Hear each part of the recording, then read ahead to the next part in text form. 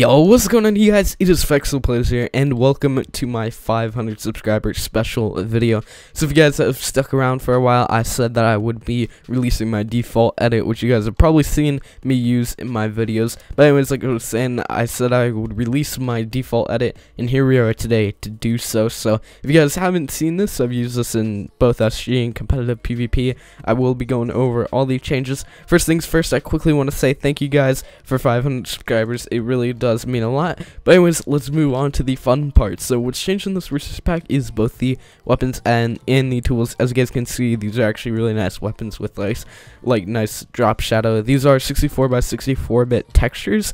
At least the swords are, and they were originally 512 by 512 resolution, but I actually made them lower because I got them from a resource pack that was actually pretty laggy while using the swords, so I decided to make them a little bit lower quality, but they still do look very nice. As well as the pickaxes are changed, so this resource pack is really nice for anything PvP or even survival. I like to use it for UHC lot and even SG. As you guys can see, the pickaxes are also changed, as well as the axes, which is the next item. So if you're an SG players, it's not like it has, you know, cool swords but then not cool axes, so it also does have cool axes, as I'm going through now. And you can see these are pretty sweet. A lot of these tools just have a drop shadow out of them though, but it still makes them look pretty sick, so we'll throw those in there.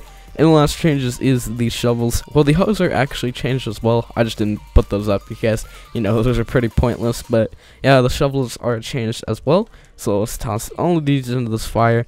And as you guys can see, the gold ingot and the iron ingot are changed a little bit. They're very minor changes, but they are a little bit noticeable. They have some kind of drop shadow and adds a little bit more depth to them and kind of matches the swords and tools a little bit more, so those are changed as well. Let's throw those into the fire.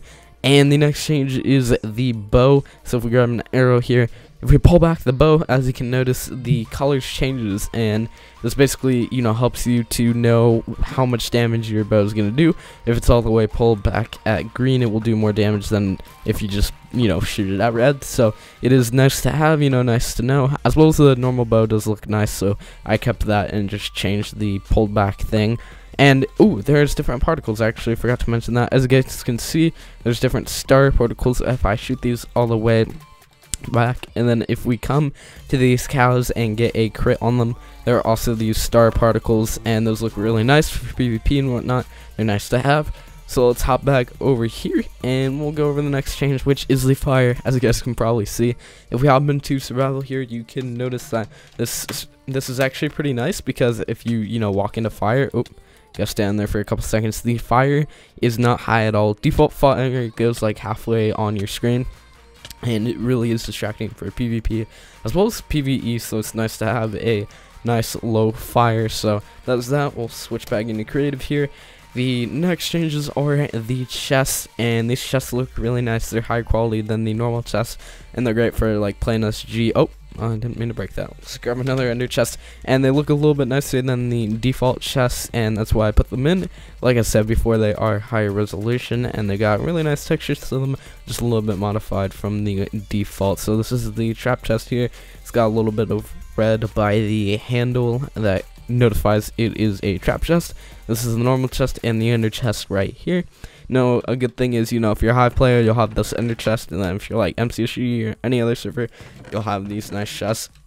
So that is nearly it. The one last thing is, if I hit F3, you guys can see the font looks a little bit different here, and that's because it is a Faithful font. So the font is from Faithful. If I type some random letters into chat, as you can see, it is a little bit different, so it actually looks pretty nice with the default. The colors are the same, pretty much everything else is the same, all the blocks except for these 4 blocks. And that's going to wrap it up for the resource pack. If you guys want to download this, the download link will be down in the description. And for some reason I'm stuck walking. Okay, so another thing I wanted to mention, I started talking about this at the beginning of the video, but I want to thank you guys so much for 500 subscribers. It really does mean a lot. I wish I, you know, could do more for you guys, but really the best thing I can do is say thank you and give you guys this awesome resource pack, but I really can't, thank you guys enough. It really does mean a lot to me, and all the support you guys have been giving me on my videos. It is just truly astonishing, to see that 500 people have come to my channel and click that button, so thank you guys so much. Anyways, that's going to wrap it up for today's video. If you did enjoy, remember to drop a like as well as download the pack if you want to start using it, and yeah, I'll catch you guys in the next video. Peace.